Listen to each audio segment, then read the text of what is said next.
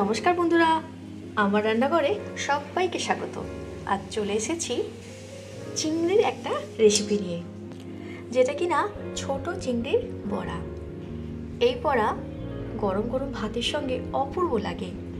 চলুন তাহলে দেখে নেব কি কি উপকরণ লাগে আমার এই বড়া বানাতে।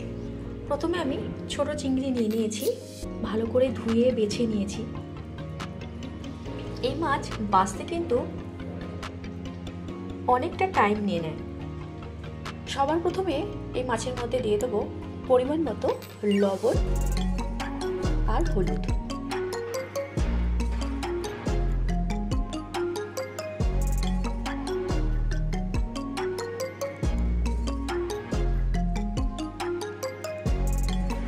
দিয়ে দেবো দুটো কাঁচা লঙ্কা কুচি, সামান্য দিয়ে দেবো লঙ্কার গুঁড়ো,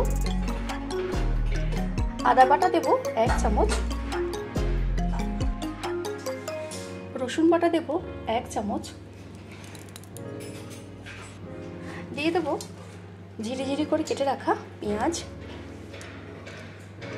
আমি দুটো বড় সাইজের পেঁয়াজ নিয়েছি। দিয়ে নেবো কিছুটা বেসন। বেসনটা আমি সাইডে রেখে দেবো, যদি লাগে ফের নেব।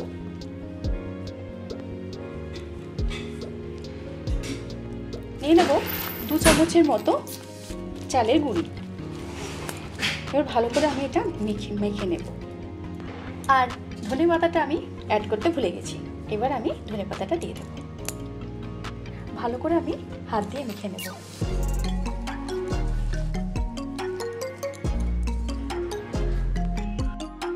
সমস্ত কিছু উপকরণ আমি ভালো করে মেখে নিয়েছি। ভেবেছিলাম বেসন কিছুটা লাগবে, আমার আর বেসন আর লাগেনি। এবার আমি কড়াইতে সাদা তেল দিয়ে ভালো করে আমি বড়া শেপ করে ভেজে নেব।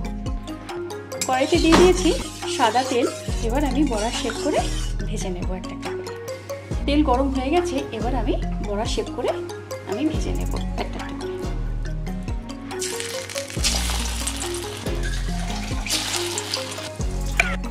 করে আমি উল্টে পাল্টে ভেজে নেব।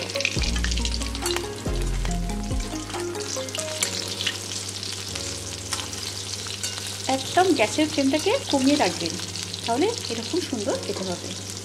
অপূর্ব সুন্দর খেতে হয় এটা। গরম গরম ভাত আর ডালের সঙ্গে অপূর্ব লাগে। একবার আমার মতো করে বানিয়ে দেখবেন, কথা দিচ্ছি ভালো লাগবে। এরকম করে প্রত্যেকটা বড়া আমি ভেজে নেব। প্রত্যেকটা বড়া আমি এরকমভাবে লাল লাল করে ভেজে নিয়েছি। আমার আজকের এই ভুসো চিংড়ি বা ছোট চিংড়ির রেসিপি হয়ে গেছে। আপনারা এইভাবে বানিয়ে দেখবেন, গরম গরম ভাতের সঙ্গে অপূর্ব লাগে। সঙ্গে কাঁচা পেঁয়াজ, কাঁচা লঙ্কা, সঙ্গে একটু বিট লবণ ছড়িয়ে দিলাম, আর দিয়ে দিলাম একটা পাতিলেবু। তাহলে দেখলেন তো কত সহজে বানানো হয়ে গেল আমার আজকে ছোট চিংড়ির রেসিপি।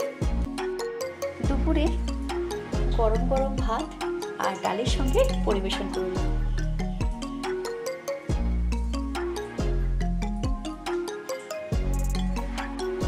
আমার রান্না যদি ভালো লাগে, চ্যানেলটিকে সাবস্ক্রাইব করবেন, বাড়ির পরিবারদের খাওয়াবেন, বন্ধুদের শেয়ার করবেন। ভালো থাকবেন, সুস্থ থাকবেন। ধন্যবাদ, নমস্কার। দেখা হচ্ছে পরের কোনো ভিডিওতে।